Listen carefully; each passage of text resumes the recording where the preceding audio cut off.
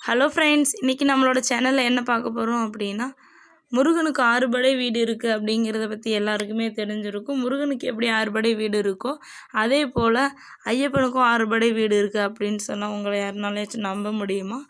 ஆமாங்க, ஐயப்ப சுவாமிக்கும் 6 படை வீடு இருக்குது அப்படிங்கிறது தாங்க உண்மை. ஐயப்பன் பிறந்தது வந்துட்டு கார்த்திகை மாதம். இன்னொன்று தர்மசாஸ்தா அப்படின்னு சொல்லிட்டாலே எல்லாருக்கும் ஐயப்பன் தான் ஞாபகம் வருவார். இவரை பார்க்குறதுக்கு வந்துட்டு வருஷம் கார்த்திகை மாதம் எல்லாருமே பக்தர்கள் எல்லாருமே மாலை போட்டு சபரிமலைக்கு போய் தரிசனம் செஞ்சுட்டு தவம் இருந்துட்டு வர்றாங்க. அவருக்கு வந்துட்டு நம்ம எல்லாருமே தெரிஞ்சது ஒரு வீடு தான், சபரிமலை தான். ஆனால் அவருக்கு வந்துட்டு 6 படை வீடுகள் இருக்குது அப்படின்னு சொன்னால் உங்கள் யாருனாலேச்சும் நம்ப முடியுமா? அதுதான் வரலாற்றுலேயும் நம்பப்படுற ஒரு உண்மையும் கூட. இதை பற்றி முழு விவரமாக வீடியோக்குள்ளே போகிறதுக்கு முன்னாடி நம்மளோட சேனலை சப்ஸ்கிரைப் பண்ணிக்கோங்க. அப்படியே கீழே இருக்க பெல் ஐக்கானையும் கிளிக் பண்ணிக்கோங்க. சபரிமலை ஆண்டவா அப்படின்னு சொல்லிட்டு கமெண்ட் பண்ணிடுங்க.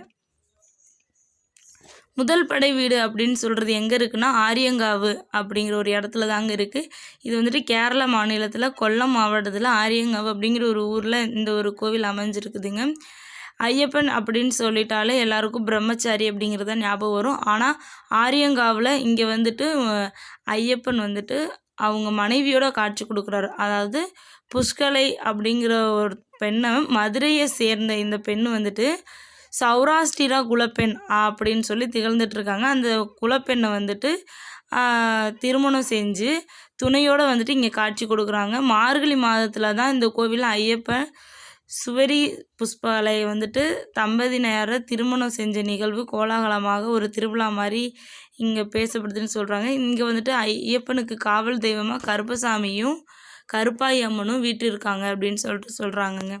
அடுத்ததாக அச்சங்கோவில். இங்கே வீட்டில் இருக்கிற தெய்வம் வந்துட்டு அச்சங்கோவில் சாஸ்தா அப்படிங்கிற ஒரு பேரில் வந்துட்டு சொல்கிறாங்க. இங்கே உள்ள சாஸ்தாவின் சிலை வந்துட்டு மிகவும் பழமையானது. இந்த கோவிலில் ஐயப்பன் அமர்ந்த கோலத்தில் கையில் வந்துட்டு அமுதத்துடன் வந்துட்டு காட்சி கொடுக்குறாருங்க. இந்த கோயிலும் வந்துட்டு அதாவது கேரளாவில் கொல்லம் மாவட்டத்தில் பத்தனாபுரம் அப்படிங்கிற ஒரு இடத்துல தாங்க அமைஞ்சிருக்குது. சபரிமலைக்கு மாலை போட்டுட்டு போகிற பக்தர்கள் எல்லாருமே அச்சங்கோயிலை தேடி வந்து தரிசனம் செஞ்சுட்டு தான் அங்கே போகிறாங்க அப்படின்னு சொல்கிறாங்க. அடுத்தது குளத்துப்புழா. இந்த கோவில் ரொம்பவே பழமையான கோவிலும் இன்னொன்று முக்கிய தலம் அப்படின்னு சொல்கிறாங்கங்க. மற்ற ஐயப்ப கோயில்களுக்கு இல்லாத சிறப்பு இந்த கோவில் இருக்குது அப்படின்னு சொல்கிறாங்க. அது என்ன அப்படின்னா, இந்த திருக்கோவிலில் தாங்க ஐயப்பன் குழந்தை வடிவில் பாலசாஸ்தாவாக வந்துட்டு எல்லாருக்கும் காட்சி கொடுத்துட்ருக்காரு. அதனால இந்த கோவிலில் நுழைவாயில் வந்துட்டு ரொம்பவே சிறுசாக இருக்கும். குழந்தைகள் வந்துட்டு போகிற வகையில் சிறுசாக இருக்கும் அப்படின்னு சொல்கிறாங்க. இந்த கோவில் கேரளா மாநிலத்தில் கொல்லம் மாவட்டத்தில் தாங்க அமைஞ்சிருக்குது. தமிழ்நாட்டில் உள்ள செங்கோட்டையிலேருந்து திருவனந்தபுரம் போகிற வழியில் 50 கிலோமீட்டர் தூரத்தில் தாங்க இந்த ஒரு கோவில் அமைஞ்சிருக்குதுன்னு சொல்கிறாங்க. அடுத்தது எரிமேலி. இது வந்துட்டு எருமேலி அப்படின்னு சொல்லுவாங்க 2 விதமாக. இதுவும் கேரளா மாவட்டத்தில் கோட்டயம் அப்படிங்கிற ஒரு பகுதியில் தாங்க அமைஞ்சிருக்குது. பொதுவாக சபரிமலைக்கு மாலை போட்டு போகிற பக்தர்கள் எல்லாருமே ஒன்று சேர்ற இடம் அப்படின்னா அது இந்த இடத்த தான் சொல்லுவாங்களாம். இந்த இடத்த வந்துட்டு இங்கே இருக்க கோவிலை அதாவது பந்தள மன்னரான ராஜசேகர பாண்டியன் தாங்க கட்டியிருக்காருன்னு சொல்கிறாங்கங்க. இங்கே வந்துட்டு வேட்டைக்கு போகும்போது தர்மசாஸ்தாவாக அம்பு மற்றும் வில்லுடன் வந்துட்டு இங்கே இருக்க ஐயப்பன் வந்துட்டு காட்சி கொடுக்குறாரு.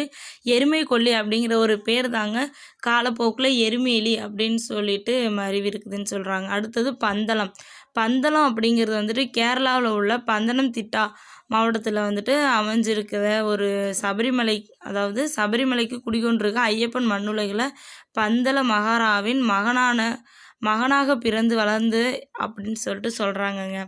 அதனாலேயே வந்துட்டு சபரிமலைக்கு பக்தர்கள் வர்ற காலத்தில் இந்த பந்தளத்தில் வலிய கோவில்கள் என்னும் கோவிலுக்கு வந்து வழிபாடு செய்கிறாங்கன்னு சொல்கிறாங்கங்க.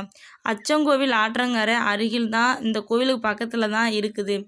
அடுத்ததான் நம்ம பார்க்க போகிறது 6ஆம் படை வீடாக சபரிமலை தாங்க. சபரிமலையை பற்றி தனியாக யாருக்கும் சொல்லணும் அப்படிங்கிற அவசியமே இல்லை. சபரிமலையை பற்றி எல்லாருக்குமே தெரிஞ்சிருக்கும். அங்கே வீட்டில் இருக்க ஐயப்பன் வந்துட்டு ஆற்றல் மற்றும் அருளை பற்றி எல்லாருக்குமே தெரிஞ்ச ஒரு இதனால இது வந்துட்டு கேரளாவில் மேற்கு தொடர்ச்சி மலைப்பகுதியில் வந்துட்டு பத்தினம்திட்டா அப்படிங்கிற ஒரு மாவட்டத்தில் தாங்க இந்த ஒரு இடம் வந்துட்டு அமைஞ்சிருக்குது. மகிஷி என்னும் கொடிய அரக்கியை கொன்று ஐயப்பன் தியானம் செய்யும் இடம்தாங்க இந்த சபரிமலை.